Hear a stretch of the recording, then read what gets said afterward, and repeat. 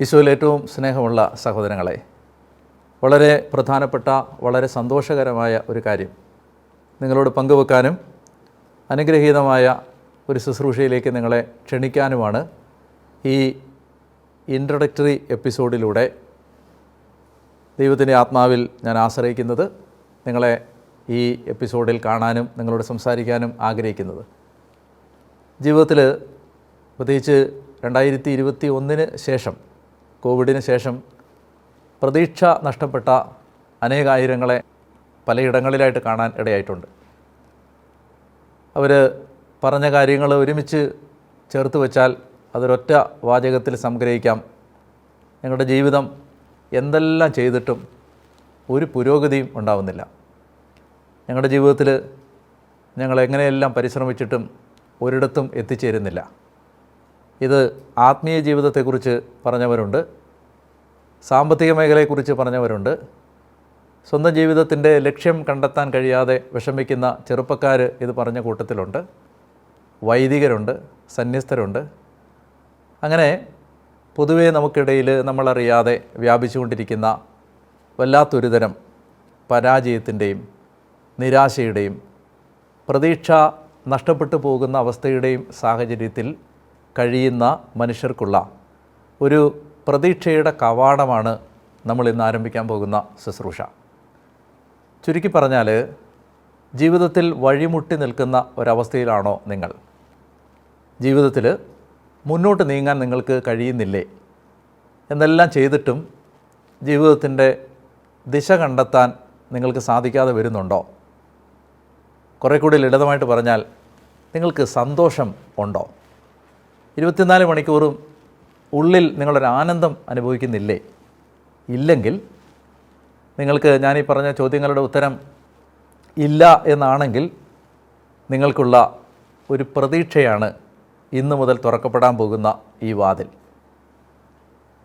എന്താണ് ഈ ശുശ്രൂഷ?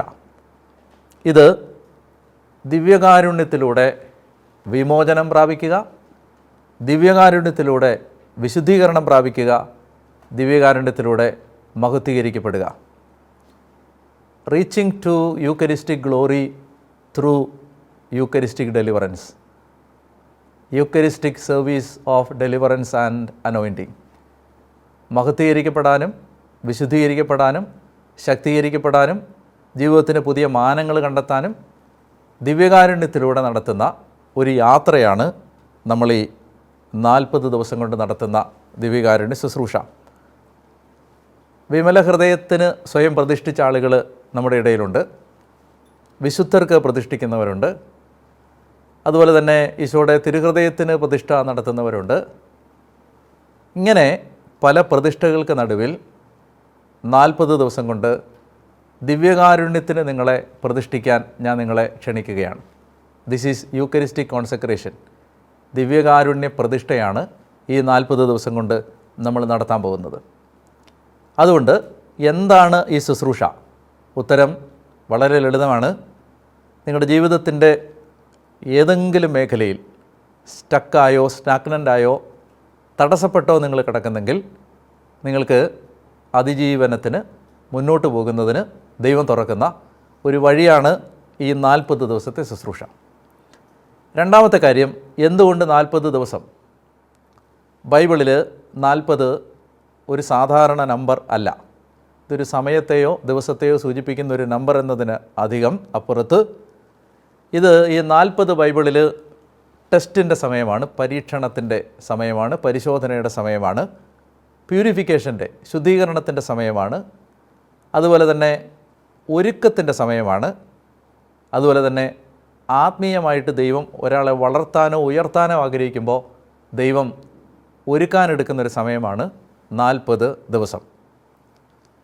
ബൈബിള് നമ്മൾ കാണുമ്പോൾ, പരിശോധിക്കുമ്പോൾ കാണുന്നൊരു കാര്യം, ഒരു മാസീവായ ഷിഫ്റ്റ് രക്ഷാകര ചരിത്രത്തിൽ എവിടെ ദൈവം വരുത്തിയിട്ടുണ്ടോ, ഉദാഹരണത്തിന് അന്ന് വരെ പൊക്കൊണ്ടിരുന്ന ഒരവസ്ഥയിൽ നിന്ന് ദൈവജനത്തെ അടുത്ത ഒരു തലത്തിലേക്ക് ദൈവം എവിടെല്ലാം രക്ഷാകര ചരിത്രത്തിൽ ഉയർത്താൻ ആഗ്രഹിച്ചിട്ടുണ്ടോ, അല്ലെങ്കിൽ ഒരു പുതിയ ഉടമ്പടി ദൈവജനവുമായിട്ട് സ്ഥാപിക്കാൻ ആഗ്രഹിക്കുന്നുണ്ടോ, അല്ലെങ്കിൽ ഏതെങ്കിലും ഒരു വ്യക്തിയെ അടുത്ത ഒരു ആത്മീയ തലത്തിലേക്ക് ഉയർത്താൻ ആഗ്രഹിക്കുന്നുണ്ടോ, ആ സമയത്ത് ദൈവം അവരോട് നിർദ്ദേശിക്കുന്ന, ആത്മാവിൽ നിർദ്ദേശിക്കുന്ന ഒരുക്കത്തിൻ്റെ സമയമാണ് 40 ദിവസം.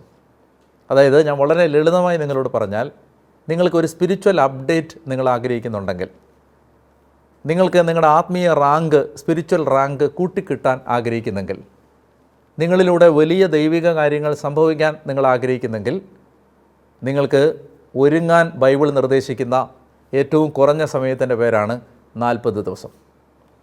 അതുകൊണ്ട് തന്നെ അസാധാരണമായ ഒരു ആത്മീയ വളർച്ച 40 ദിവസം കൊണ്ടുണ്ടാവും. പഴയ മനുഷ്യനെ ബ്രേക്ക് ഡൗൺ ചെയ്ത് തകർത്ത് പുതിയ മനുഷ്യനെ ദൈവം പ്രിപ്പയർ ചെയ്യുന്ന ഒരു സമയമാണ് 40 ദിവസം. ഞാൻ ബൈബിളിൽ 40 ദിവസം എങ്ങനെയാണ് ഒരു വ്യക്തിയുടെ ജീവിതത്തെ, അല്ലെങ്കിൽ കർത്താവ് രക്ഷാകര വഴിയിൽ എങ്ങനെയാണ് ഈ 40 ദിവസത്തെ ഉപയോഗിച്ചത് എന്നതിൻ്റെ ചില ഉദാഹരണങ്ങൾ ചൂണ്ടിക്കാണിക്കാം. 40 ദിവസം ഇസ്രായേൽക്കാർക്ക് മരുഭൂമിയിലൂടെ ദൈവം അനുവദിച്ച ആ യാത്രയുടെ സമയമാണ് നമുക്കറിയാം. ആ യാത്ര വാഗ്ദത്ത നാട്ടിലേക്ക് എത്തുന്നതിന് മുമ്പ് അവർ പരിശോധിക്കപ്പെട്ട സമയമാണ്. It's A period of test. അതുകൊണ്ട് തന്നെ ദൈവം നമ്മളെ അടുത്ത ആത്മീയ തലങ്ങളിലേക്കും കുടുംബത്തിൻ്റെ അടുത്ത ഒരു വളർച്ചയുടെ തലത്തിലേക്കുമൊക്കെ ഉയർത്താൻ ആഗ്രഹിക്കുമ്പോൾ ഇതൊരു പരിശോധനാ സമയമാണ്. ദൈവസന്നിധിയിൽ വിശ്വസ്തരാണെന്ന് പ്രൂവ് ചെയ്യാൻ നമുക്ക് കിട്ടുന്ന വിശ്വസ്തതയുടെ തെളിവായി നമുക്ക് ദൈവത്തിൻ്റെ മുമ്പിൽ സമർപ്പിക്കാൻ കഴിയുന്ന ആ പരിശോധനയുടെ സമയമാണ് ഈ ഇസ്രായേൽ ജനത്തിന് മരുഭൂമിയിലെ 40 വർഷത്തെ യാത്ര. ഇനി മോശയുടെ ജീവിതത്തിലേക്ക് വന്നാൽ, മോശ 40 രാവും 40 പകലും തനിയെ സിനായി പർവ്വതത്തിൻ്റെ മുകളിൽ ഭക്ഷിക്കുകയോ പാനം ചെയ്യുകയോ ചെയ്യാതെ ദൈവത്തോടൊപ്പമായിരുന്നു. പുറപ്പാട് പുസ്തകം 34:28 നമ്മളത് കാണുന്നത്.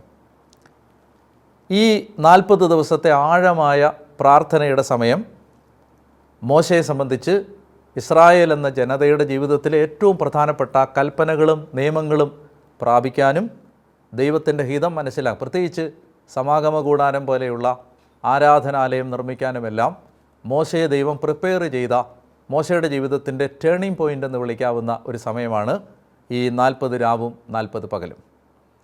ഇനി രണ്ടാമത് ബൈബിളിൽ 40 ദിവസവുമായി ബന്ധപ്പെട്ട് നമ്മൾ കാണുന്ന മറ്റൊരു വ്യക്തിയാണ് ഏലിയ.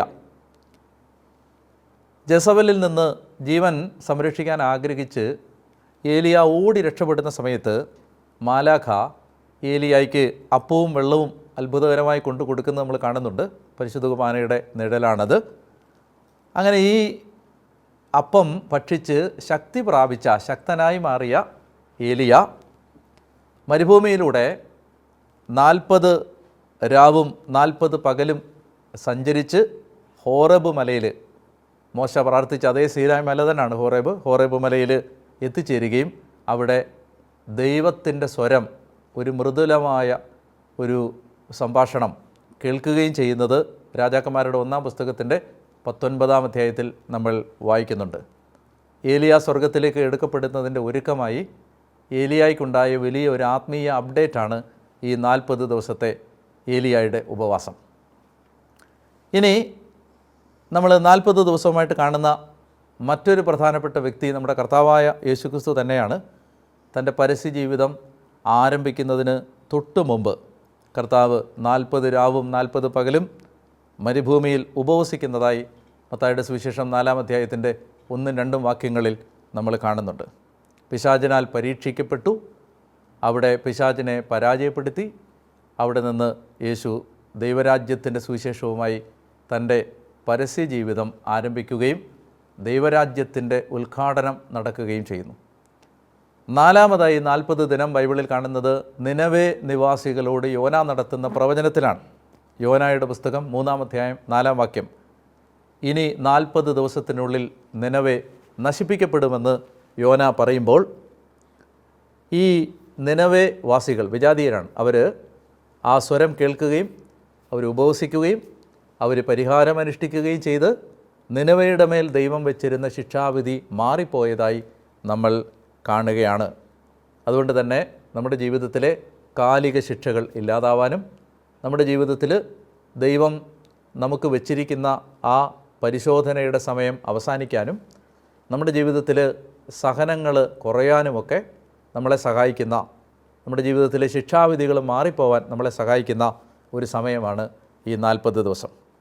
ഇനി മറ്റൊരു ഉദാഹരണമാണ് നോഹയുടെ കാലത്തുണ്ടായ പ്രളയം. ആ പ്രളയത്തിൽ മഴ പെയ്തത് 40 രാവും 40 പകലുമാണെന്ന് നമ്മൾ ഉൽപ്പത്തി പുസ്തകം 7-ാം അധ്യായത്തിൽ വായിക്കുന്നുണ്ട്. അതായത് പ്രളയത്തിൽ പാപത്തിൽ മുങ്ങിക്കിടന്ന ഒരു മാനവജാതിയെ ദൈവം വൈപ്പ് ഔട്ട് ചെയ്യുകയാണ്, തുടച്ചു മാറ്റുകയാണ്. അവിടെ നോഹയിലൂടെ പുതിയ സൃഷ്ടി ആരംഭിക്കുകയാണ്. നമ്മുടെ ജീവിതമാണ് ഈ പ്രളയത്തിൽ മുങ്ങിപ്പോകുന്നത്. ഏത് ജീവിതം? പാപം നിറഞ്ഞ, പാപത്തിൻ്റെ തകർച്ചകൾ കൊണ്ടുവന്ന, പാപം കൊണ്ടുവന്ന അസ്വസ്ഥതകൾ പേറുന്ന, നമ്മുടെ ജീവിതത്തിലെ നാശവും ദുരിതവും തകർച്ചയും വരുത്തുന്ന എല്ലാ കാര്യങ്ങളും പ്രളയജലത്തിൽ ഒഴുകിപ്പോകുന്നത് പോലെ ഒഴുകിപ്പോയി നമ്മൾ നോഹയുടെ കാലത്തെന്ന പോലെ ഒരു പുതിയ സൃഷ്ടി ആരംഭിക്കാൻ, ഒരു പുതിയ ജീവിതം ആരംഭിക്കാൻ ദൈവം തരുന്ന വലിയ അനുഗ്രഹത്തിൻ്റെ ഒരു സമയമാണ് 40 ദിവസം. ഇനി അവസാനമായിട്ട് നമ്മൾ 40 ദിവസം കാണുന്നത് ഈശോ ഉത്ഥാനം ചെയ്തതിന് ശേഷം ഈശോയുടെ സ്വർഗാരോഹണത്തിന് മുമ്പ് ശിഷ്യന്മാരെ യേശു പരിശീലിപ്പിച്ച സമയമാണ് 40 ദിവസം. ഈ 40 ദിവസം ഉത്ഥാനം ചെയ്ത ഈശോ ശിഷ്യന്മാരെ ഒരുപാട് കാര്യങ്ങൾ പഠിപ്പിച്ചു. നിങ്ങൾ നന്നായിട്ട് ഈ 40 ദിവസം ഈ ശുശ്രൂഷയിൽ പങ്കെടുത്താൽ നമുക്കെല്ലാവർക്കും ആത്മീയ വെളിച്ചങ്ങൾ, പുതിയ വെളിച്ചം ദൈവം തരും. ഈശോ അനേക കാര്യങ്ങൾ നമ്മളെ പഠിപ്പിക്കും. ഉത്ഥാനം ചെയ്ത ഈശോ ശിഷ്യന്മാരുടെ കൂടെ നടന്ന് താൻ ജീവിക്കുന്നവനായി പ്രത്യക്ഷപ്പെട്ടു എന്നാണ് പറയുന്നത്. ജീവിക്കുന്ന യേശുവിനെ നമ്മുടെ ജീവിതത്തിൽ കാണാനും സ്പർശിക്കാനും കർത്താവിനോട് സംസാരിക്കാനും കർത്താവിൻ്റെ സ്വരം കേൾക്കാനും അങ്ങനെ ദൈവത്തെ അനുഭവിക്കാനും നമുക്ക് ഈ 40 ദിവസം കുറേ കൂടി ആഴമായി സാധിക്കും എന്നുള്ളതാണ്. ഞാൻ ഇങ്ങനെ കുറച്ച് കാര്യങ്ങൾ 40 ദിവസത്തെക്കുറിച്ച് പറഞ്ഞത് നിങ്ങൾക്കൊരു മോട്ടിവേഷൻ ഉണ്ടാവാൻ വേണ്ടിയിട്ടാണ്. അതായത് നമ്മുടെ ജീവിതത്തിൽ ഈ കേട്ട കാര്യങ്ങളുടെ വെളിച്ചത്തിൽ ഈ 40 ഡേയ്സ് ഇതൊരു വലിയ അനുഗ്രഹത്തിൻ്റെ സമയമായിരിക്കും. നിങ്ങളുടെ കുടുംബം മുൻപെങ്ങുമില്ലാത്തതുപോലെയുള്ള ഒരു ആത്മീയ ഭൗതിക വളർച്ചയിലേക്ക് കടന്നു വരുന്നതിന് ഈ ബിബ്ലിക്കൽ ടൈം പീരീഡ് നമ്മളെ സഹായിക്കും. ഞാൻ ഒറ്റ വാക്കിൽ ഇതിനെ സംഗ്രഹിച്ചാൽ, നിങ്ങൾ ദൈവത്തിൻ്റെ ഒരു സമയതാളത്തിലേക്ക് കടക്കാൻ ആഗ്രഹിക്കുന്നെങ്കിൽ ഈ 40 ദിവസത്തെ പ്രാർത്ഥനയിൽ പങ്കുചേരുക. ഇനി മൂന്നാമതായി നമ്മൾ ചോദിക്കുന്ന ചോദ്യം, ഇതെങ്ങനെയാണ് നമ്മൾ ചെയ്യേണ്ടത്? എന്താണ് ഈ ശുശ്രൂഷ എന്ന് ഞാൻ പറഞ്ഞു. എന്തുകൊണ്ടാണ് 40 ദിവസം എന്ന് പറഞ്ഞു. ഇനി അടുത്ത ചോദ്യം, എങ്ങനെയാണ് ഈ ശുശ്രൂഷയിൽ പങ്കുചേരേണ്ടത്?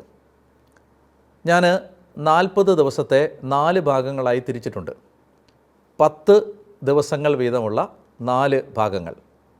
ഓരോ 10 ദിവസത്തിലും നമ്മൾ ഓരോ ലക്ഷ്യത്തിലാണ് മുന്നോട്ട് പോകുന്നത്. ആദ്യത്തെ 10 ദിവസം നമുക്ക് നമ്മളെ തന്നെ ശുദ്ധീകരിക്കാനും അതുപോലെ തന്നെ ഡെലിവറൻസ് എടുക്കാനുമുള്ള സമയമാണ്. ആദ്യത്തെ 10 ദിവസം ക്ലെൻസിങ് ആണ്, പ്യൂരിഫിക്കേഷനാണ്, ഡെലിവറൻസ് ആണ്. 10 ദിവസം കൊണ്ട് നമ്മൾ കർത്താവിൽ നിന്ന് ഒരു ഡെലിവറൻസും ഒരു ശുദ്ധീകരണവും ആഗ്രഹിച്ച് പ്രാർത്ഥിക്കും.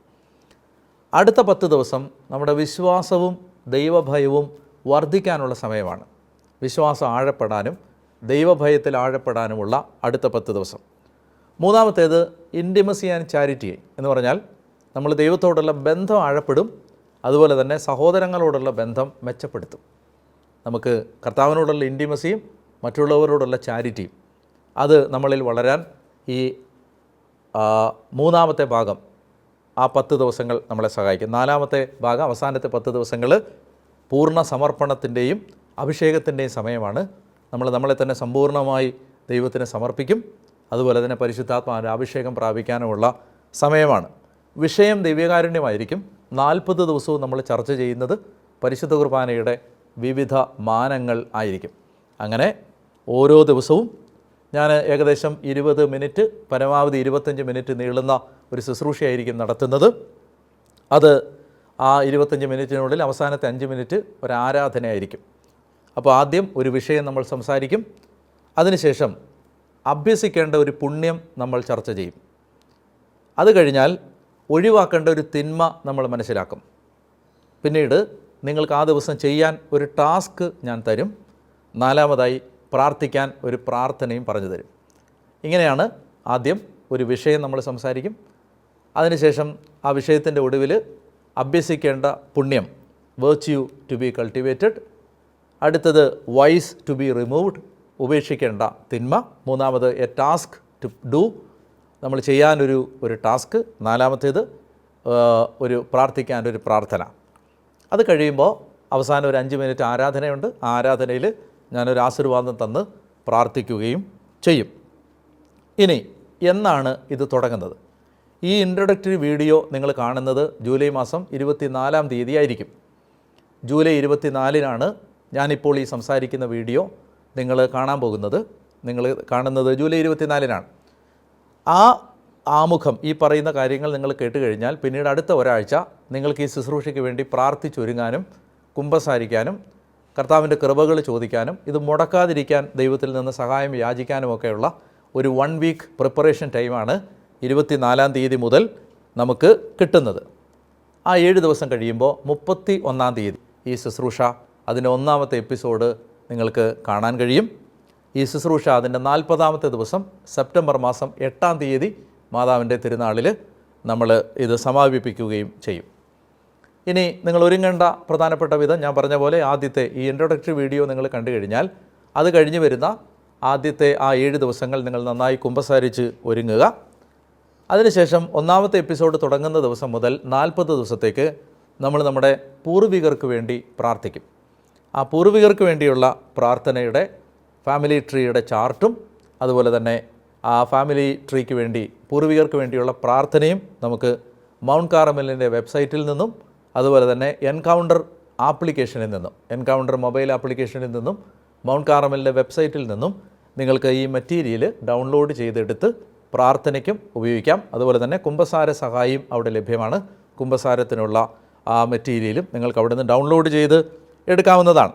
ഇനി ഇത്രയും കാര്യങ്ങൾ പറഞ്ഞത് മിനിമം അറ്റൻഡൻസിനെ കുറിച്ചാണ്. എന്ന് പറഞ്ഞാൽ ഏറ്റവും ചുരുക്കി ഇത് ചെയ്യാൻ ആഗ്രഹിക്കുന്നവർക്ക് ഇത്രയും കാര്യങ്ങൾ ചെയ്താൽ മതിയാവും.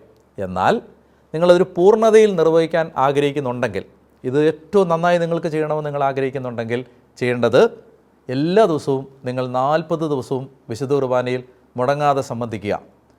എല്ലാ ദിവസവും 1 മണിക്കൂർ ദിവ്യകാരുണ്യം എഴുന്നള്ളിച്ച് വെച്ചിട്ടുള്ള ഏതെങ്കിലും ആരാധന ചാപ്പലുകളിൽ പോയി ആരാധനയിൽ പങ്കെടുക്കുക.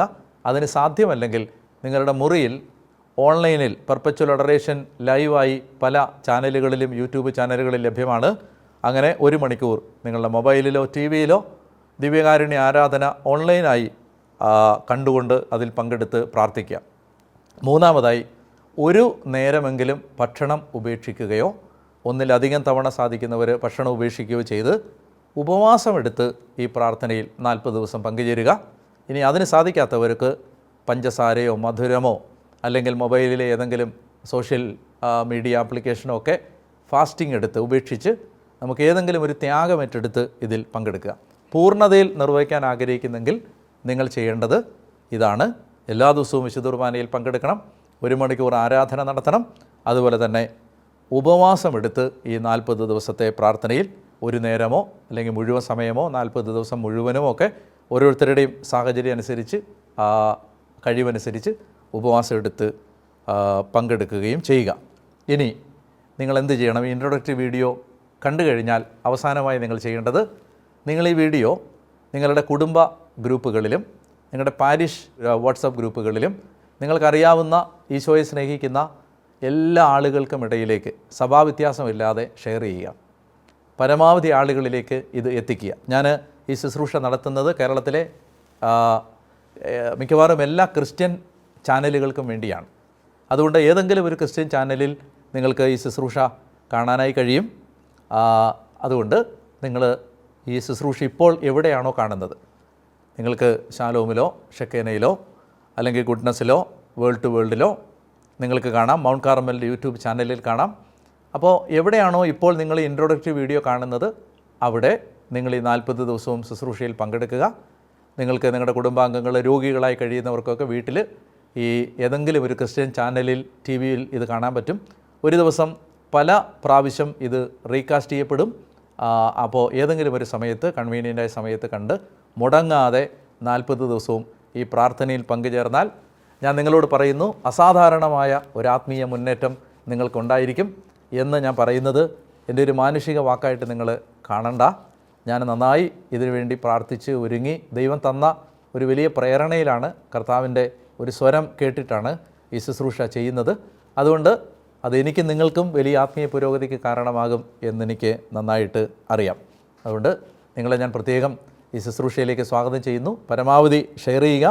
നിങ്ങളുടെ കുടുംബാംഗങ്ങളെ, പ്രിയപ്പെട്ടവരെല്ലാം ഈ ശുശ്രൂഷയിൽ പങ്കെടുക്കാൻ വേണ്ടി നിങ്ങൾ പ്രേരിപ്പിക്കുകയും ചെയ്യുക. ദൈവം നിങ്ങളെല്ലാവരെയും അനുഗ്രഹിക്കട്ടെ. ജൂലൈ മാസം 31-ാം തീയതി നമുക്ക് വീണ്ടും കാണാം. വേൾഡ് ടു വേൾഡിൻ്റെ എല്ലാ പ്രേക്ഷകരെയും ഞാൻ ഏറ്റവും സ്നേഹത്തോടെ അഭിവാദനം ചെയ്യുന്നു. എനിക്ക് ധ്യാനകേന്ദ്രത്തിൽ നിന്ന് ഏറ്റവും അടുത്തുള്ള ഒരു ടെലിവിഷൻ ശുശ്രൂഷയാണ് ഈ വേൾഡ് ടു വേൾഡ്.